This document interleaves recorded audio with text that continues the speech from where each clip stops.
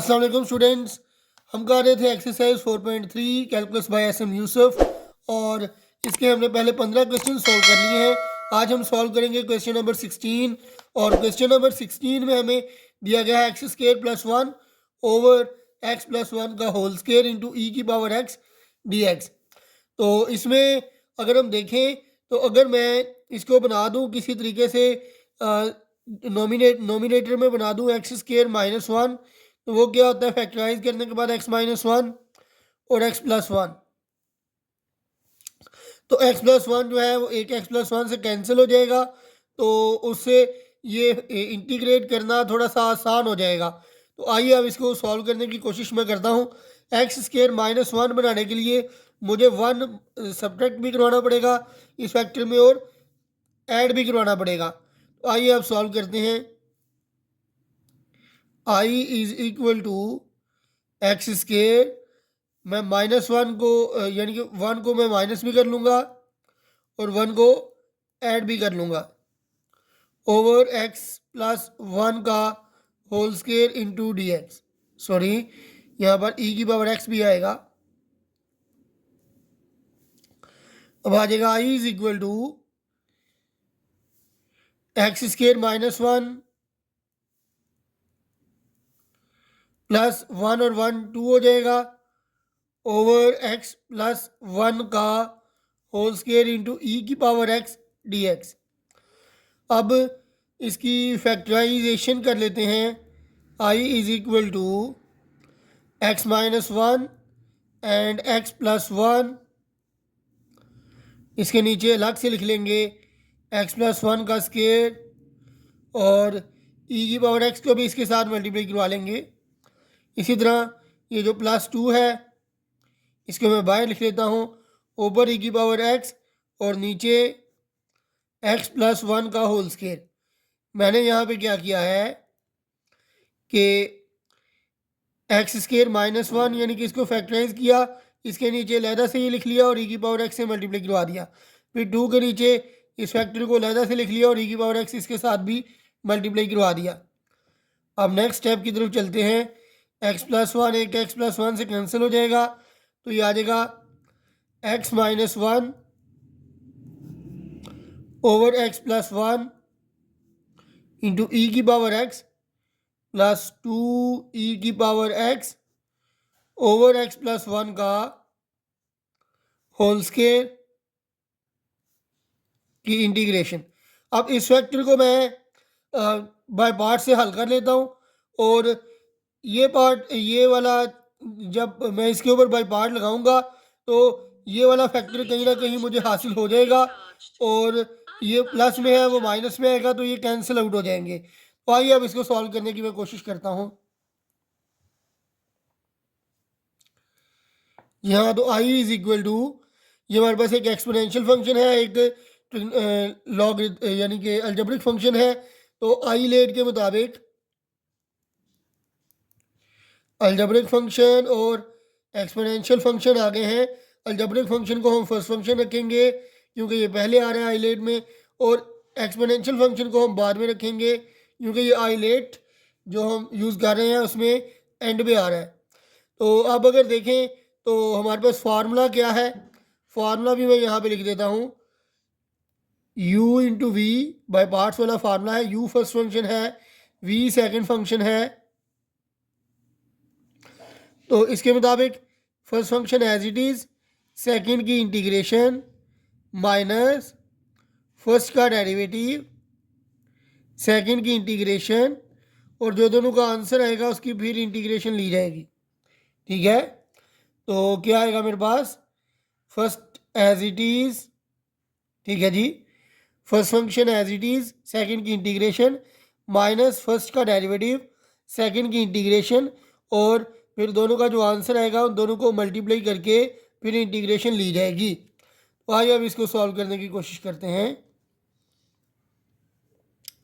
तो जी हाँ जी, first function as it is यानी कि x minus 1 over x plus 1 ये एज इट इज़ आ जाएगा और इस फैक्टर की इंटीग्रेशन करेंगे, ठीक है, और माइनस फर्स्ट फंक्शन का derivative x minus one over x plus one e की पावर एक्स की इंटीग्रेशन, और यहाँ पर दोनों का जो आंसर आएगा उसका उनको मल्टीप्लाई करके हम इंटीग्रेशन फिर कर लेंगे। प्लस 2 इंटू ई की power x over x plus one का होल स्केयर। अब ये आ जाएगा I is equal to x minus one over x plus one, e की पावर एक्स की इंटीग्रेशन ई की पावर एक्स ही आ जाएगी, माइनस इसका डेरिवेटिव लेंगे तो डेरिवेटिव के मुताबिक हमारे पास क्या आ जाएगा, नीचे वाली वैल्यू का स्केयर और नीचे वाली वैल्यू एज इट इज, ऊपर वाली वैल्यू का डेरिवेटिव लेंगे तो x का डेरिवेटिव 1, 1 का डेरिवेटिव 0, तो 1 माइनस 0 1 ही आ जाएगा, माइनस नीचे ऊपर वाली वैल्यू एज इट इज और नीचे वाली का डेरिवेटिव अब हम लेंगे तो नीचे वाली वैल्यू का डेरिवेटिव क्या आएगा, नीचे वाली वैल्यू में x का डेरिवेटिव 1, 1 का डेरिवेटिव 0, तो 1 प्लस 0 क्या आ जाएगा, 1 ही आ जाएगा। e की पावर x की इंटीग्रेशन e की पावर x ही आ जाएगी, और ये हमारे पास इसका फिर हमने इंटीग्रल लेना है, ओके, प्लस 2 इंटू ई की power x over x plus one का whole square into D x. अब नेक्स्ट आ जाएगा x minus one over x plus one into ई की पावर एक्स माइनस, ये क्या आ जाएगा, एक्स प्लस वन को 1 के साथ मल्टीप्लाई करेंगे तो ये आ जाएगा एक्स प्लस वन, ये माइनस को अंदर मल्टीप्लाई करवाएंगे तो ये आ जाएगा minus x minus minus plus one over x plus one का होल स्केयर इंटू ई की पावर एक्स डी एक्स। तो ये माइनस एक्स प्लस एक्स से कैंसिल हो जाएगा तो ये प्लस वन और प्लस वन प्लस टू आ जाएगा, ये आगे आ जाएगा 2 इंटू ई की power x over x plus one का whole square into D x. Next आ जाएगा जी I is equal to x minus one over x plus one into ई की पावर एक्स, और ये प्लस वन और ये प्लस वन प्लस टू हो जाएगा तो इसको मैं इंटीग्रल के बाहर लिख लूँगा और ई की पावर एक्स को ऊपर लिखूँगा, नीचे आ जाएगा एक्स प्लस वन का whole square into D x plus 2 into ई की power x over x plus one का whole square into D x. ये माइनस के साथ है इंटीग्रल, ये प्लस के साथ है, दोनों इंटीग्रल्स कैंसिल हो जाएंगे तो मेरे पास इस क्वेश्चन का आंसर क्या आ जाएगा, I is equal to x minus one over x plus one into ई की power x plus constant of integration. तो ये था मेरे पास क्वेश्चन नंबर 16, और इसको आप दूसरे मेथड से भी हल कर सकते हैं, वो मेथड भी मैं आपके साथ डिस्कस कर लेता हूँ। तो अगर दूसरे मेथड की तरफ जाएं तो उसमें एक्स स्केयर प्लस वन का स्केयर प्लस 2x ऐड भी करवा सकते हैं, माइनस भी करवा सकते हैं, लेकिन याद रखें कि आप वेरिएबल को ऐड और सब्ट्रैक्ट करवाने से अवॉइड किया करें, क्योंकि उसमें यानी कि आप कोशिश करेंगे वेरिएबल्स को ऐड या सब्ट्रैक्ट ना करवाया करें, ठीक है। जैसे मैंने कांस्टेंट को ही ऐड और सब्ट्रैक्ट करवाया है, इसी तरह आप भी कांस्टेंट को ही ऐड और सब्ट्रैक्ट करवाने की कोशिश किया करें, वेरिएबल्स को आप ऐड और सब्ट्रैक्ट ना करवाया करें, ठीक है जी। तो अब चलते हैं क्वेश्चन नंबर 17 की जानिब।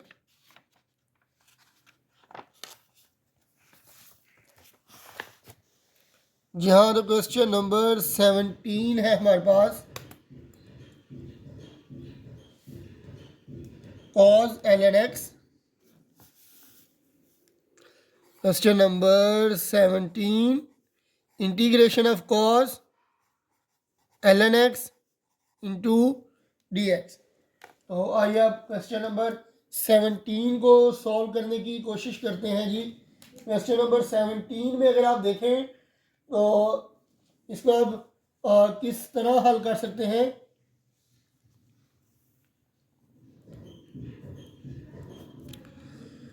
अगर इसके अब दो मेथड है, एक तो यह है कि आप 1 इसके साथ मल्टीप्लाई करवा के आप इसको ऐड कर सकते हैं। पहले नंबर पे अगर आप देखें तो कॉस का वैसे तो डायरेक्ट इंटीग्रल मौजूद है, लेकिन क्योंकि अंदर हमारे पास जो फंक्शन आ रहा है उसका डेरिवेटिव भी साथ पड़ा होना चाहिए, यानी कि एल एन एक्स का डेरिवेटिव साथ पड़ा हुआ होता। अगर काज एल एन एक्स का डेरिवेटिव 1/x अगर साथ मौजूद होता तो हम डायरेक्ट काज को इंटीग्रेट कर लेते और साइन लगा देते, ठीक है जी। लेकिन क्योंकि हमारे पास ये डेरिवेटिव साथ मौजूद नहीं है तो इसके ऊपर कोई ना कोई टेक्निक लगानी पड़ेगी। तो वो टेक्निक अब क्या हो सकती है? एक टेक्निक तो हमारे पास ये हो सकती है कि हम इसके ऊपर सब्स्टिट्यूशन मेथड लगा दें, और सब्स्टिट्यूशन मेथड लगा के तो फिर इसको बाय पार्ट्स की मदद से हल कर लें। तो आइए अब सब्स्टिट्यूशन मेथड लगाने की कोशिश करते हैं जी। हम क्या करेंगे जी, पुट एल एन एक्स जो है इसको किसी आर्बिट्रेरी वेरिएबल टी के इक्वल लेट कर लेते हैं, और अगर दोनों के ऊपर मैं एक्सपोनेंशियल लॉ यानी कि लगवाऊं तो एल एन एक्स इधर जाके एंटी लॉग हो जाएगा। तो आप इसको ऐसे भी लिख सकते हैं कि एक्स इज इक्वल टू ई की पावर टी। अगर बाय एक्सपोनेंशियल लॉ, याद रखें एक्सपोनेंशियल लॉ और लॉगरिथमिक फंक्शन, एक्सपोनेंशियल फंक्शन और लॉगरिथमिक फंक्शन दोनों का जो प्रोडक्ट है वो 1 होता है, और जिसके ऊपर हमारे पास कोई लॉग वगैरह नहीं होता वो एक्सपोनेंशियल की पावर में लिखी जाती है। तो ये आ जाएगा एक्स इज इक्वल टू ई की पावर टी। अब अगर हम देखें और इसका डेरिवेटिव लें तो एल एन एक्स का डेरिवेटिव क्या आएगा, 1/x, और एक्स का डी एक्स, टी का डी टी आ जाएगा। तो इसके मुताबिक x जो है आप इधर ले आए तो ये आ जाएगा D X is equal to X D T. अब x किसके इक्वल है, e की पावर t डी टी, तो डी एक्स किसके इक्वल आ जाएगा, e की पावर t डी टी के इक्वल ये आ जाएगा, ठीक है। आइए अब इसको इंटीग्रेट करने की कोशिश करते हैं। i is equal to cos L N X की जगह t आ जाएगा, डी एक्स की जगह क्या आ जाएगा, e की पावर t डी टी। तो अब ये ट्रिग्नोमेट्रिक और एक्सपोनेंशियल फंक्शन हमारे पास आ गए हैं। तो आप जानते हैं बाय आइलेट कि ये दोनों लास्ट वाले फंक्शन हैं। तो ट्रिग्नोमेट्रिक फंक्शन पहले आ रहा है, एक्सपोनेंशियल फंक्शन बाद में आ रहा है। तो ट्रिग्नोमेट्रिक को पहला फंक्शन रखेंगे, एक्सपोनेंशियल को दूसरे नंबर पे रखेंगे। तो और बाय पार्ट्स हमारे पास क्या है, u इंटू वी, यू अगर फर्स्ट फंक्शन हो, v अगर सेकंड फंक्शन हो, तो first function as it is, second function की integration minus derivative of first function and integration of second function, और दोनों का जो आंसर आएगा उसको फिर इंटीग्रेट कर लिया जाएगा। तो आइए आप इसके ऊपर बाय पार्ट्स लगाते हैं, इंटीग्रेटिंग बाय पार्ट्स, ठीक है जी। तो ये आ जाएगा i is equal to first function as it is, cos t as it is, e की पावर t की इंटीग्रेशन करेंगे minus derivative of first function, integration of second function, और सॉरी यहाँ पे t आएगा, इंटीग्रेशन ऑफ सेकंड फंक्शन, और दोनों का जो इसका डेरिवेशन का और इसका इंटीग्रेशन का जो आंसर आएगा उसकी फिर मल्टीप्लिकेशन करके हम उसको इंटीग्रेट कर लेंगे। तो ये आ जाएगा i is equal to cos of t, e की पावर t की इंटीग्रेशन क्या होती है, e की पावर t ही होती है, माइनस कॉज का डेरिवेटिव क्या आ जाएगा, माइनस साइन आ जाएगा, और e की पावर t की इंटीग्रेशन e की पावर t ही आएगी। तो ये आ जाएगा हमारे पास माइनस माइनस प्लस हो जाएगा। तो ये आ जाएगा जी i is equal to cos of t into ई की power t minus minus plus, और ये आ जाएगा साइन ऑफ t इंटू ई की पावर t डी टी। अब याद रखें जब भी ट्रिग्नोमेट्रिक फंक्शन और एक्सपोनेंशियल फंक्शन इकट्ठे आ जाते हैं तो कम से कम 2 दफ़ा बाय पार्ट्स आपको करना होता है, और 2 दफ़ा बाय पार्ट्स करने के बाद आपको दोबारा वही वैल्यू आ जाती है जो आपने आई के इक्वल लेट की हुई थी। तो वहाँ से आप उसको इस साइड पे लेके जाएंगे, दूसरी साइड पे लेके जाके तो जो भी आपके पास आई के साथ कांस्टेंट आएगा इस तरफ डिवाइड करवा देंगे उसको लाकर, तो आपका क्वेश्चन जो है वो कंप्लीट हो जाएगा। अब हम क्या करेंगे, बाय पार्ट्स लगाएंगे। अगेन ट्रिग्नोमेट्रिक फंक्शन फर्स्ट रखा जाएगा, एक्सपोनेंशियल फंक्शन सेकंड रखा जाएगा। तो आइए आप एक दफ़ा फिर इंटीग्रेट करने की कोशिश करते हैं बाय पार्ट्स की मदद से। कॉज ऑफ टी इंटू ई की power T plus first function as it is, second function की इंटीग्रेशन माइनस फर्स्ट फंक्शन का डेरिवेटिव इंटू सेकेंड फंक्शन की इंटीग्रेशन, और जो दोनों का आंसर आएगा उसकी फिर इंटीग्रेशन की जाएगी। तो आइए अब इसको सिंप्लीफाई करने की कोशिश करते हैं।